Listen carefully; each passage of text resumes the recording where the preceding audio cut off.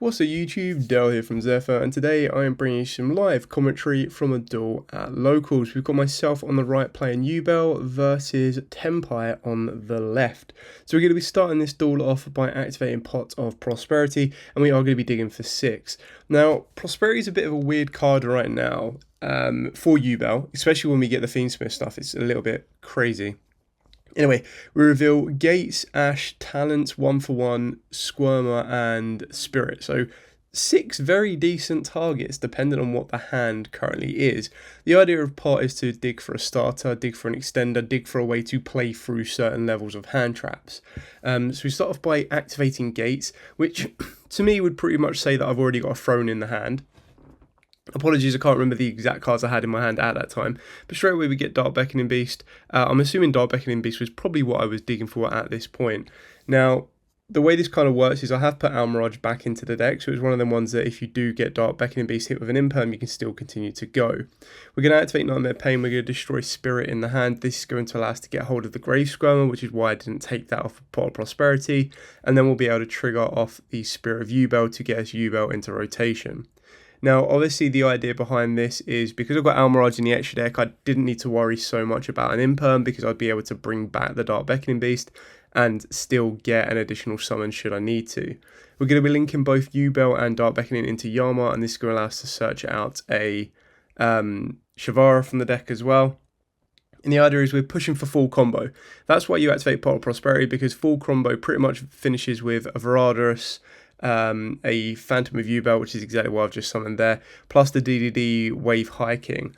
Now again, it might change post Infinite Forbidden, but you can kind of see that we've got so much going on right now. We've been able to use Dark Beckoning, we've been able to use the Gates, we're going to bring back Spirit. Spirit is now going to get me Mature Chronicle. Mature Chronicle in this version is basically acting as a Monster Reborn, but it does also have those usages to pop a card, which has come up in some duels as well. So we're going to activate Shavara, we're going to pop the Spirit. Spirit's effective will trigger again, because it's not a hard once per turn, and float into a second Yubel. This, of course, will then give us more link fodder on the board, and it's entirely up to you whether you decide to go for the Rage and then Appaloosa play. But keep in mind that when you put Rage to the graveyard, you do need to be a little bit careful. Now, the idea is, because I'm up against Tenpai, what you want to try and do is you want to try and get the Griffin lock with Muckraker, which is quite easily done. So you're going to set the trap card, and the trap card will also allow you to bring back the Rage, and Rage will then allow you to link off with your opponent's monster to get into an SP Little Knight. The only thing you need to be very careful of is you do need to be very careful of the zones, because once you do something like that, you need to make sure that all of your monsters are then linked from that point on. And by not giving your opponent a link zone, it means they cannot activate any of their Tenpais, which is really kind of important. So we start off with Grey Squirmer again, or continue with Grey Squirmer, summoning down, not destroying a card.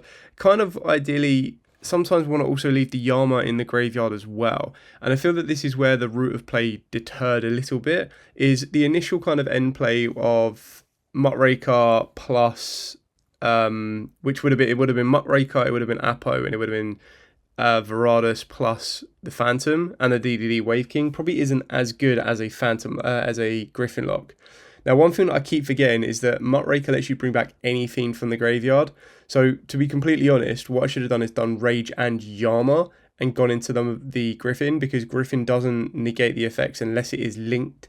So, as long as I didn't put it to a zone that a monster pointed to, and then what I would do is I would do the extender that I've just added onto the board, plus the Griffin to make the Muckraker, and then the Muckraker can revive the Griffin. So it basically means you don't need to underlink, which is what I've done there, because I would use the link 2 with a link 1. I also found out that I've kind of blocked myself up on zones. So again, this is why it's very important to realise the zones. And what I mean by that is, I believe the 2 on the field are a Spirit and a Yubel. So the issue is if I overlay both of those into the Varadus, it's not going to be to a zone that Griffin points to, so it would be negated. And that's pretty much where I've made the misplay at this point. So that's where I would have been better not going into Muckraker that early, but going into Griffin. And then I could have used Griffin plus one other to go into the Muckraker, and then Muckraker brings back the Griffin. So slight oversight in my behalf. This is just my desperation to try and get into the Varadus, because I was like, I don't know if he's on the board breaker version, or if they're on the hand trap version of Tenpai. Like I had an off chance that they were playing Tenpai because they'd just been playing it for so many weeks lately. So yeah, and then we're going to use the discard effect of the Muckraker to bring back Yama, and then you'd use Yama and Rage to make the Griffin. Now obviously on the benefit of that, I then get the ability to discard to then draw a card and bring back a spell and trap from the graveyard. Now obviously I've done a bit of a misplay because I kind of, again, another one that I've kind of locked out all my zones, and I forgot that it sets the card and you couldn't activate it. But then I also wanted the draw, and I did have an imperm in the hand, so I discarded pretty much a random card. I reset the Pot of Prosperity because it was like the best one I could do, but because it was co-linked, I took the draw, and the idea was that if I got that draw could be something a little bit more effective for me. I believe it was an Ash Blossom, which actually does put in a bit of work, so I'm still in a kind of decent position here because they need to deal with, like, the Griffin lock I found out is just really strong against Tenpai. Now, of course, they can just try and make Black Rose because they would go, you would go into, I think it's like Pedra, special summon down Chandra, but it means they have to open up both those cards. And then one thing that I could have done to play around it is I could have put Phantom into defense, because then when they try to Black Rose to nuke the board, I can use Muckraker to tribute off the defense position. Oh, no, I can't. Ignore that completely. No, that's Lightning Storm I'm thinking about. Lightning Storm, not Black Rose. I think it was Kyron that was talking about, actually. So Kyron was talking about a way to play around something like Black Rose is you make the rank 10 Super Dora, and then Super Dora can make a card unaffected. Now, again, it's a bit of a weird one here because it seems that they're on the board breaker. So they summon down Fenrir, they attempt to use the effect, and I tell them that they can't because of the Griffin, and then they kaiju'd my rank 10 because they were more fearful of the Omni Negate. They were like, well, if I kaiju off the Griffin, then the Omni Negate's then live. So they decided to kaiju off the Omni Negate, and then at this point, when they realised that they couldn't use Phantom as super poly target because it can't be used as fusion material, they were like, okay, we're not going to be able to break this board as easy as they first thought. So this is obviously like a bit of a misunderstanding of the deck. Now, keeping in mind, this is their first local since Phantom's been released, so they're not completely familiar with Phantom themselves. So completely understandable, but they obviously didn't read into the cards and find out exactly what they were, what they could do, and everything else. So as this currently stands, there are two set cards. One of them is the trap card to bring back Rage and then Link off. Now, obviously, at the moment in time, I'm not really that fearful of a Fenrir. Like, Fenrir can't activate its effects. It has to attack my Phantom of Yubel. It will take 2400. So it's now a point of, I'll let you put as many monsters on the board as possible until you start to threaten me. But at the exact moment in time, with no way of activating effects, there's not really a lot to do. So, now, I don't know if that's a Pedra in the hand. I mean, if it's a Pedra, I'd like to think that you would have normal summoned the Pedra rather than the Fardra. And then special summon out the Chandra. And that's your, like, route to Black Rose. But obviously with Griffin, they can't Black Rose. So it's like, yay, cool, great success.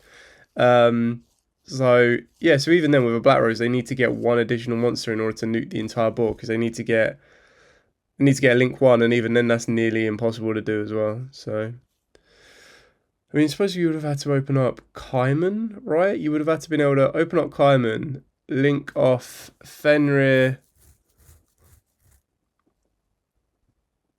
You could have gone into rank 10, right? So you could have special summon down Fenrir, normal summon Fardra. Oh no, you can't because their tune is a level 4. Oh. Yeah, I don't think there's really a lot they can do now. And then the issue is because they've kind of committed too far forward before realizing that they can't really do a lot. They're now going to be forced to attack the Phantom of Yubel, and then the Phantom of Yubel is just going to go, cool, you take 24. Well, because of Nightmare Pain, take 24 and everything else. So they just scoop it up from that point on. This is one big benefit is if they're on the board breaker version, I can play around it a little bit better. And they start off with D-Shifter, and I'm looking at my hand, and I'm like, can I play through D-Shifter? And I was like, nope, I got the lucky Saki one Call by the Grave.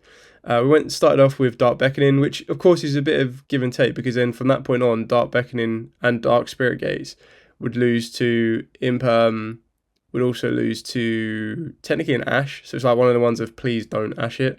So we get the additional normal summon of the Dark Beckoning, link both of those two to Yama. Apologies for the glare again, I'll try and find another seat. I'm just working my way through different seats to try and get the glare minimized, but that's why I'm doing the commentary, so I can tell you which cards are being played there. So search out the Yama, we're going to use Dark Beckoning Gates. Gates is going to discard a Yubel to revive the Yubel. We're going to destroy the Yubel to float into a Terror Incarnate. And I quite like doing this. I know a lot of people would rather go straight into a Phantom, but I feel that, like, okay, if they Nibiru me, it's fine. I can still make the Phantom anyway. So the Phantom's still going to get made regardless. So there's no real point in losing my materials in the hand when they could be used to discard fodder, they could be used as everything else. This is the only thing that should have changed, but I think because I didn't have access to Spirit of Yubel, I wanted to keep Yubel in the graveyard for recursion plays. So you now see, which is why I made Rage first. And again, I'm still in a good position because even if they Nibiru me, I'll still have Yama in the graveyard, I'll still have Rage in the graveyard, I'll have the trap card to bring back Rage during my opponent's turn. I've already got that, and I'd still have a Phantom. So I still have everything I needed in rotation to kind of work it. And what I'm trying to do is trying to repeat the first process. Obviously, I know they're going to want to try and out the Griffin lock, and they should be more prepared for the Griffin lock now that they know it could possibly be coming. But I still feel that that's like the ideal win con against them because, like I said, it means they can't Black Rose. It means they struggle to build out their board. It just makes it a lot more difficult for them to kind of do what they need to. Now, they opened up their ideal hand trap in the form of Shifter, but even then, I'm not the biggest fan of Shifter in Tenpai when you're going second because you still struggle to play under Shifter yourself. The ideal scenario for opening up Shifter is Tenpai go first, drop Shifter. It covers your turn when all you do is make spheres, and then it covers your opponent's turn. So we link 4, we go into an Appaloosa for 2 negates. We summon out Phantom, and the reason we put Phantom in defense is just in case there is a bit of a board breaker going on. But we've also got another Phantom as well, so we've got 2 Phantoms. Not that you can use both, but the idea was that if they try to go, okay, end of main phase, Nibiru, I've got Appaloosa to stop it. I've also got a Phantom that can allow me to float and continue to play. And then obviously we've got more trap cards. So we've got one other trap card, one unknown, and then of course there is Fenrir straight away. So not a bad card to have on the top deck. We'll let it search, which is, again, absolutely fine because it now puts me in a position of either I get rid of the Fenrir early and then hope they haven't opened up another Fenrir, or I leave that Fenrir on the board because at this exact moment in time, it's not really threatening me.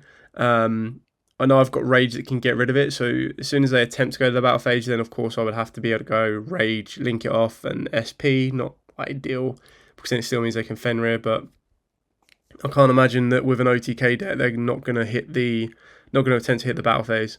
So we're now going to activate Chamber. We're going to bring back Rage. Rage is then going to summon back Rage. Now obviously it needs to get rid of Fenrir because if I target something else and go to SP, it means Fenrir will then be able to trigger on the new chain. So I have to get rid of the first Fenrir, and then we'll SP get rid of another one, which will get rid of Fadra, which is the non-tuner. Probably should have got rid of Chandra, but I mean, leaves them with a tuner on the board.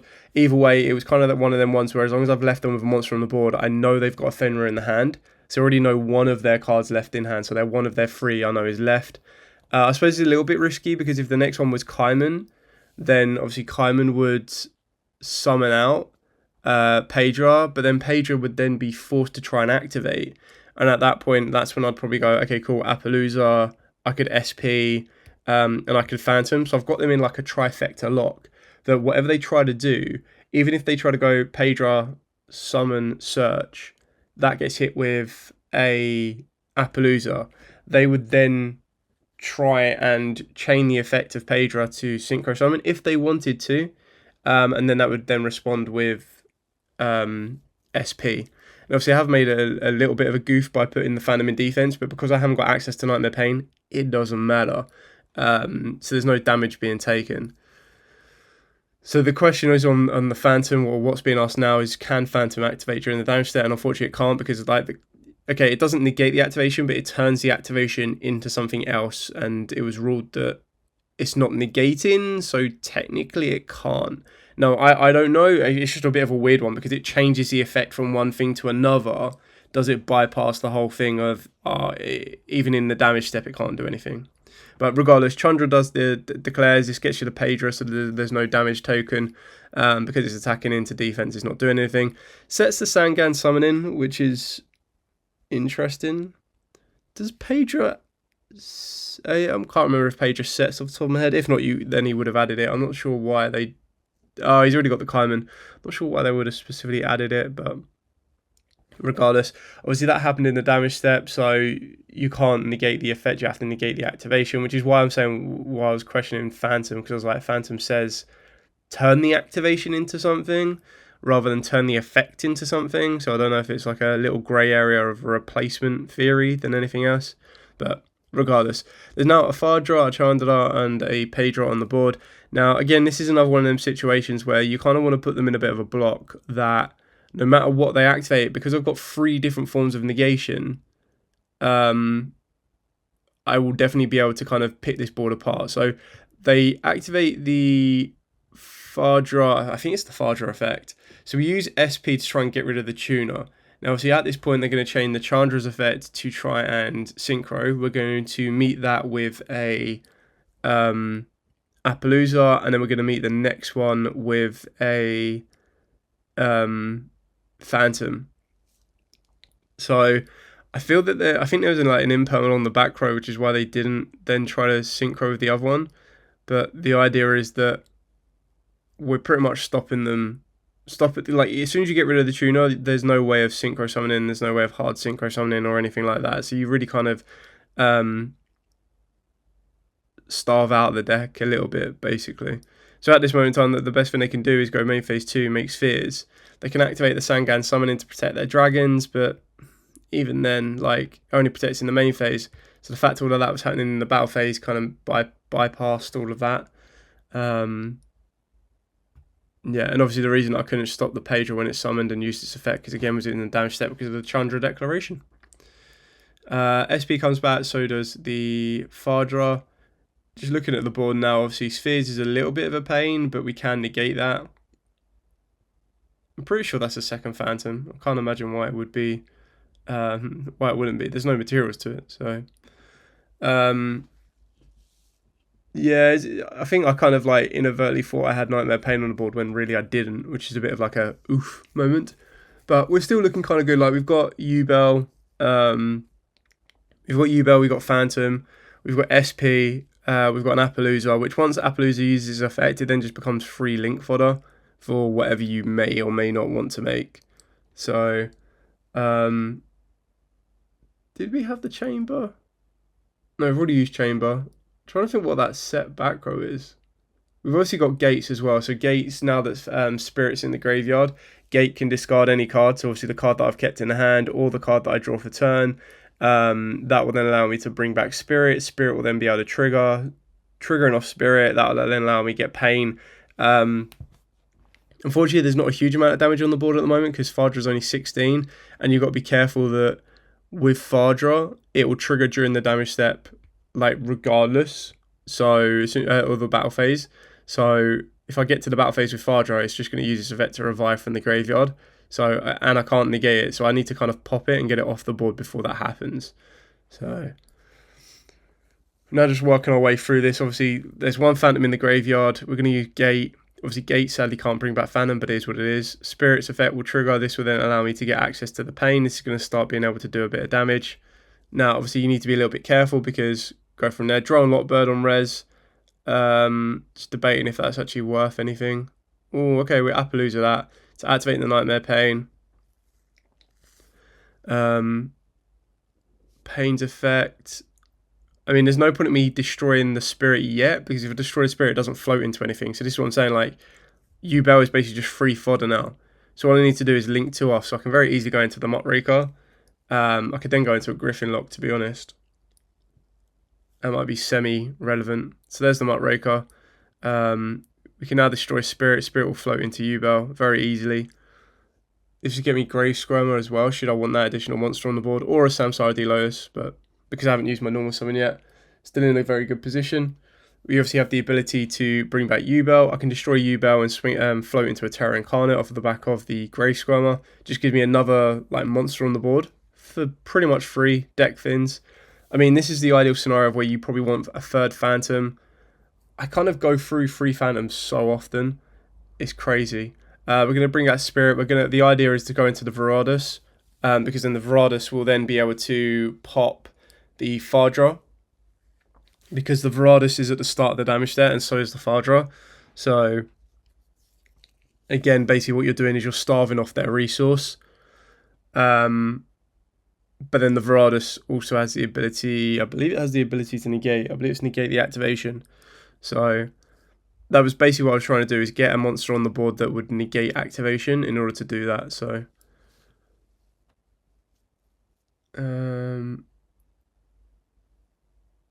overlay 2, that's going to go into the Verados. Spheres. Oh, Spheres was tributed to use the effect, and it was responded with Phantom, which destroyed the Spirit, which then allowed me to float back the Yubel again. So, still got the Muckraker's effect that hasn't been used as well. So Muckraker can be used to bring back any Fiend. But if there's a Rage in the graveyard, do I really need to go into an Anguish? Oh, I think if I remember rightly, I've got no Darks left in the extra deck, apart from Anguish.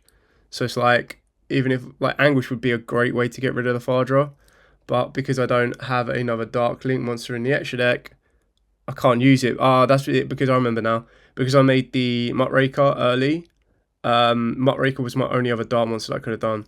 So we're going to discard him, we'll bring back Rage. We're going to link to... Kind of need to probably use SP. That's probably the best way of doing it. Like, just sacrifice the SP for the Griffin. I mean, SP is not going to do me a lot here. I'm ideally trying to push the game, and it's just trying to figure out what link monster I can go to. I really want to use Underworld Goddess in this deck again, just especially with the Link 2. Like, I think the Link 2, a lot of people are like, oh, this is just a route into Fiendsmith combo, and I'm like, yeah, it is, but yeah, there you go. There's the Griffin lock, but bring back the Chamber, which means I can bring back Rage during the next turn. Yeah, but the Link 2 is just so good. It lets you use 2 of your opponent's monsters to make the Link 5 Underworld Goddess. So, like, going second, I think that's just such a crazy route. So we're going to go Samsara, normal summon down the Samsara, tribute off, get Spirit from the deck. Obviously, you already used Spirit's effect here, but the idea is that... oh no! Oh no! Have I gone through all my Yubels? Oh no! Oh my god, I did go through all my Yubels. I think I sided one out. Anyway, Grey Scrummer, bring back a Spirit of Yubel. Spirit of Yubel can swing in for 16, but I still don't want to... yeah, because it can't activate its effect. So Spirit of Yubel would swing in for 16. Can't activate the effect because of Griffin. Hang on, wait, what am I doing? Oh yeah, and then using the Verados effect to pop, which is right. So then Verados can go in direct for 3k. No, I used Verados to negate, which I don't know why, because it couldn't be used under Griffin. Duh. Anyway, I think that's pretty much led into game now, because it means Griffin's going in for 2-5, took 16 off of the Spirit, took 3k off of the Verados, took 1,000 off of the Muckraker, and then they're pretty much going to draw for turn and leave it there. So a couple of different kind of interactions. Like I said, the idea is that the Griffin is your win con against Tenpai. Anyway, thanks so much for watching. Don't forget to like, comment, subscribe, share. Till next time, as absolutely always, stay safe, and of course, happy dueling.